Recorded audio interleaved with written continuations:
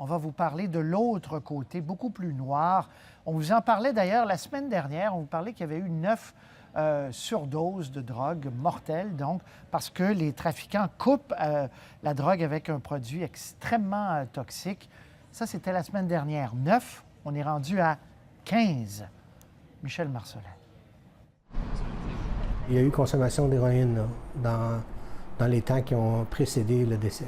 Guy-Pierre Lévesque, qui dirige ce centre pour toxicomanes, est sous le choc après le décès d'un homme dans un de ses 22 logements le week-end dernier. La dose normale d'héroïne que les gens vont prendre, elle n'est pas si forte que ça. Alors, quand on ajoute un produit comme le fentanyl à l'intérieur de ce produit-là, qui est 40 fois plus fort qu'une dose d'héroïne normale, et donc on se retrouve avec un produit qui est extrêmement puissant et qui peut causer justement des morts subites d'overdose. À Montréal comme ailleurs, difficile d'acheter de l'héroïne qui ne soit pas coupée avec du fentanyl, un médicament d'ordonnance souvent fabriqué clandestinement.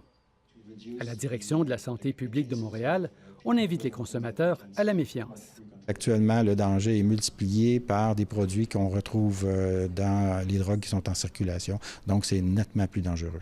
Richard, qui consomme des drogues depuis l'âge de 12 ans, reconnaît le risque. C'est encore plus dangereux pour la santé d'être toxicomane que ça pouvait l'être il y a quelques années. Absolument.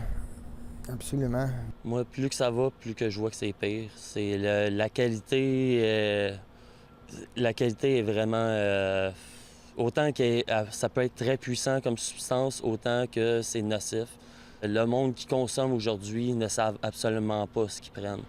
Guy-Pierre Lévesque pense qu'on pourrait sauver des vies en utilisant le naloxone dans les cas de surdose.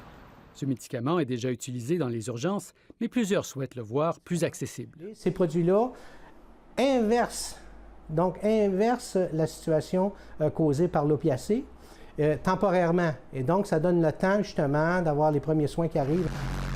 Les surdoses touchent maintenant non seulement les grands toxicomanes, mais aussi les utilisateurs occasionnels. Ici Michel Marcellet, Radio-Canada, Montréal.